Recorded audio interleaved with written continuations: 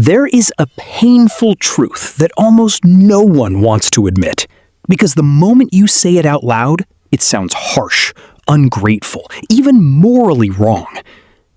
Sometimes, being a good person destroys you. Not goodness itself, not virtue, not character. What destroys you is the version of goodness that was never guided by wisdom. The version built on over-giving, over-explaining, over-forgiving, over-sacrificing, and silently believing that if you are kind enough, patient enough, useful enough, then one day the world will finally treat you gently in return. But that is not how the world works. The world does not automatically reward goodness. People do not always honor sacrifice. And life does not hand out justice simply because your intentions were pure. That is the brutal reality. And if you do not understand it early, your goodness can become the instrument of your exhaustion. Think about how this begins. It never starts dramatically. It starts in small moments. A favor you agree to when you were already tired. A boundary you soften because you do not want to disappoint someone. A truth you swallow because peace feels easier than honesty. A need you bury because other people seem to need more than you do. One moment by itself seems harmless, but repeated over months, over years, these moments become a pattern, and the pattern becomes a personality. And one day you wake up and realize that the life you built around being good has left you depleted, resentful, invisible, and strangely alone. Marcus Aurelius, writing privately to himself in the dark hours of leadership, understood this better than most people realize. He's often remembered for discipline and calm, but beneath those famous lines was a man constantly reminding himself not to be ruled by the opinions, demands, and chaos of others. He knew that virtue did not mean surrendering his center. He knew that to live well, a person must remain generous, without becoming available to every hand that reaches for them. The Stoics never taught weakness. They taught self-command. And that means understanding something difficult. Goodness without boundaries becomes self-betrayal. Today, we are going to look at the brutal reality of being a good person when that goodness is unconscious, compulsive, and unguarded.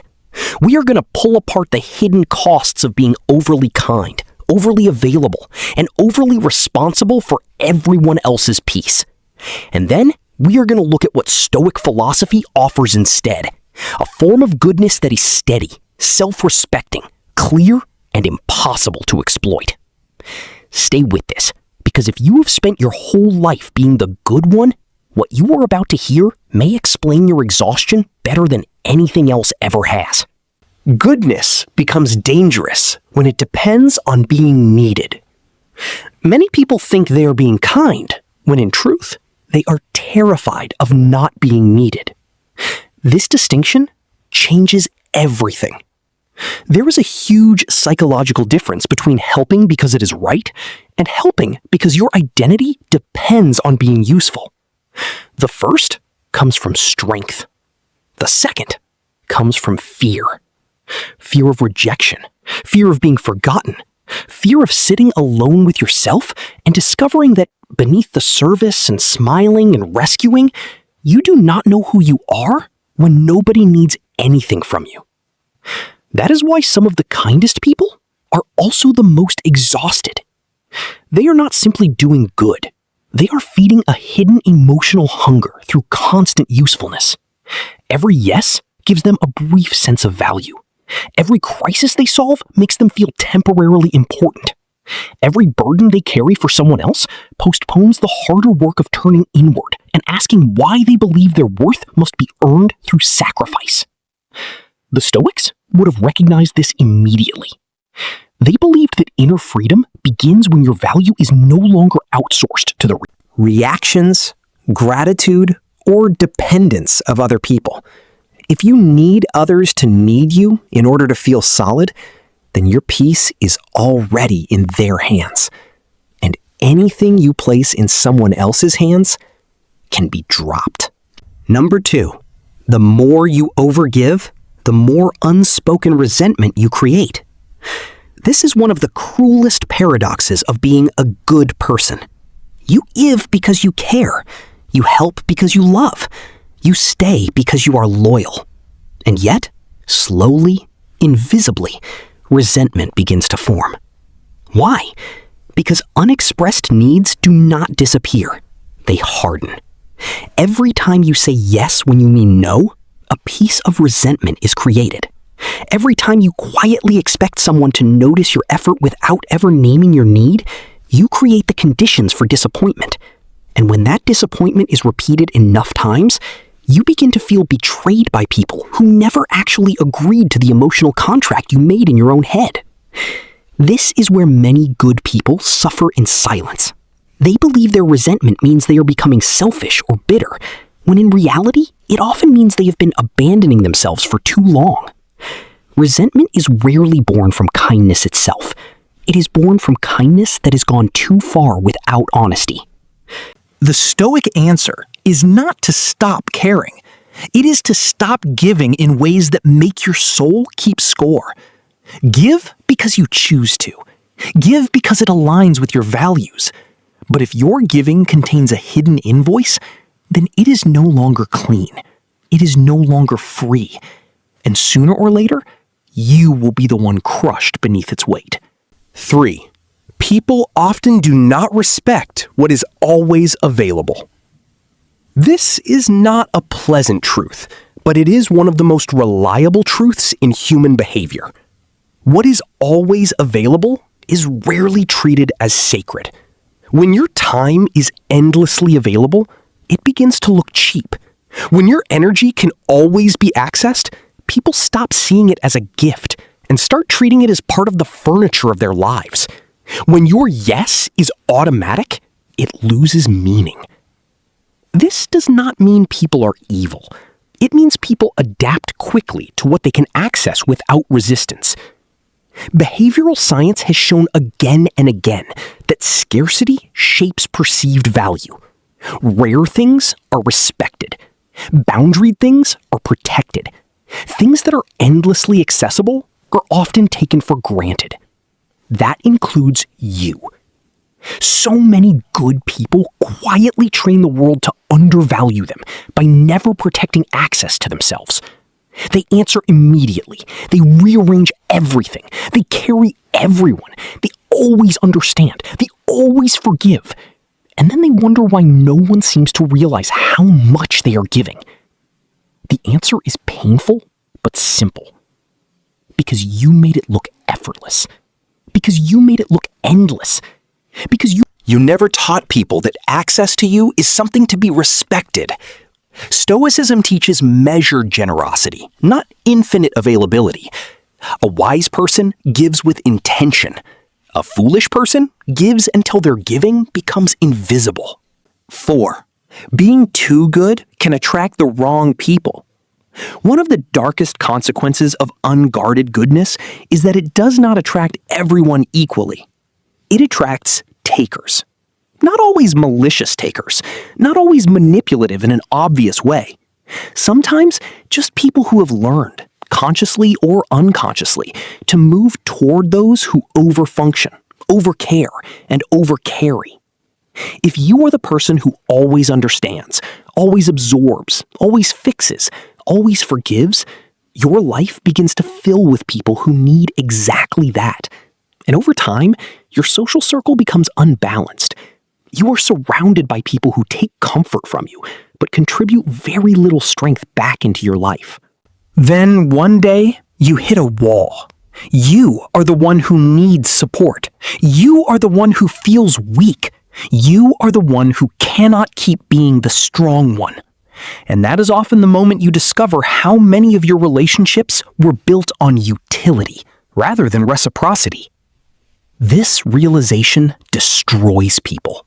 Not because they were naive, but because they genuinely believed goodness would naturally create depth. Sometimes it does, but not always. Sometimes it simply creates dependency.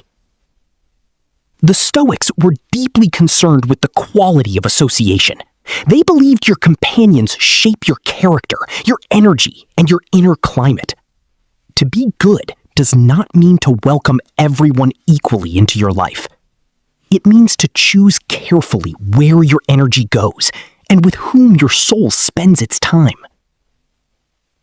A good heart without discernment becomes an open gate, and open gates do not stay peaceful for long. 5. Excessive kindness can become a way of avoiding yourself. This is perhaps the hardest truth of all. Sometimes your kindness is not service. Sometimes it is escape. A person can become so busy helping, pleasing, rescuing, and attending to others that they never have to sit still long enough to hear their own inner life, their grief, their loneliness, their unlived ambition, their anger, their hunger, their confusion. Endless service can become a perfect disguise for self-abandonment. Carl Jung spoke often about the shadow, the parts of ourselves we avoid because they threaten the image we prefer to hold. For many good people, the shadow is not cruelty. It is need. It is ambition. It is exhaustion. It is the simple human truth that they want things too. But if your identity is built entirely around being generous, calm, forgiving, and helpful, then your own needs start to feel like betrayal. So you push them down. You stay busy. You stay useful. You keep moving. And eventually, what you avoided begins to own you from beneath the surface. The Stoics did not respect self-neglect disguised as virtue. They respected self-knowledge. They believed that if you cannot sit alone with yourself honestly, your goodness will never be clean. It will always contain fear. A person who cannot bear their own stillness will often 6. The world does not need more self-erasure. This may be the line you need to hear most clearly. The world does not need you emptied out. It does not need another exhausted helper, another resentful giver, another person destroying themselves in the name of being good. What the world actually needs is people who are internally resourced, clear, rested, honest, courageous enough to care without collapsing, strong enough to love without disappearing. The Stoic model is not coldness, it is measured force. It is the ability to remain compassionate while still protecting the architecture of your own mind. It is generosity without self-erasure, service without enslavement, love without the surrender of self-respect. A person who protects their time, energy, and peace is not becoming selfish. They are becoming sustainable. And sustainable goodness is far more powerful than dramatic sacrifice. A burnt-out soul cannot keep giving beautifully. A hollow person cannot offer depth. A person who has abandoned themselves cannot teach others how to live well. You do not honor life by destroying your own to hold everyone else together. 7. The Stoic alternative: goodness with structure. So what does Stoicism offer instead? Not bitterness, not emotional withdrawal, not becoming harsh. It offers structure. It says, give, but know why you are giving. Help, but do not rescue people from the consequences that would make them stronger. Love, but do not dissolve your identity into someone else's needs. Be kind, but let your kindness be governed by reason rather than fear. Say yes with intention. Say no without apology. Let your generosity come from strength, not desperation. Marcus Aurelius, Epictetus, and Seneca all return to the same central truth in different language. Your first responsibility is the governance of your own mind. Not because others do not matter, but because without inner order, your outward virtue becomes unstable. A boundary is not cruelty. A refusal is not selfishness. A pause is not abandonment. Rest is not laziness. Distance is not betrayal. Sometimes the most moral thing you can do is stop giving in the way that is killing you. The brutal reality of being a good person is this. If your goodness is unconscious, it will be used. If your kindness is unboundaried, it will consume you. If your generosity is fueled by fear, it will leave you empty. If your identity depends on being needed, your peace will always belong to others. But if your goodness is disciplined, clear, and rooted in self-respect, then it becomes something rare. It becomes powerful, not because it is loud, not because it is performative, but because it can endure. The Stoics were never asking you to love less. They were asking you to disappear less, to stop confusing self-sacrifice with virtue, to stop mistaking exhaustion for goodness, to stop handing your life away in pieces and calling it kindness. You can still be generous. You can still be compassionate. You can still be deeply human. But let it come from fullness. Let it come from truth. Let it come from a life in which you remain present, visible, and intact. Because the world has taken enough from good people who never learned how to protect themselves. Do not let your goodness become the blade that slowly turns inward.